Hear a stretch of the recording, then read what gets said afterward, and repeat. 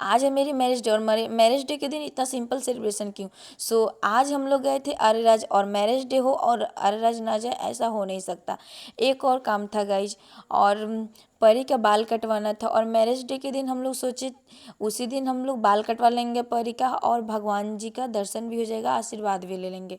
So finally हम लोग जल चढ़ाए और परी भी जल चढ़ाई और आशीर्वाद ली शिव जी से, और हम लोगों को भी दे रही थी आशीर्वाद खुद से। सो ये सब देखकर मुझे बहुत ही ज़्यादा अच्छा लगा। बाबू को भी फर्स्ट टाइम मैं सोची थी ले जाऊँ और भोले बाबा से दर्शन करवाऊँ। सो फाइनली मैं बाबू को भी दर्शन करवाई, आशीर्वाद दिवाई, और उसके बाद टाइम आता है परी का बाल कटवाने का। सो हम सब पहले महादेव पूजवा रहे थे, क्योंकि पहले महादेव पूजवा जाता है उसके बाद बाल कट होता है।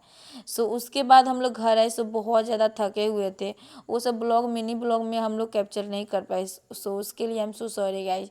और रात होने के बाद बहुत ज़्यादा हम लोग थक गए। सो मैं सोची सिंपल से सेलिब्रेशन कर लेती हूँ, और उसके बाद वही हुआ और हम लोग केक कट किए और खाए पिए एकदम मस्ती किए, उसके बाद सो गए।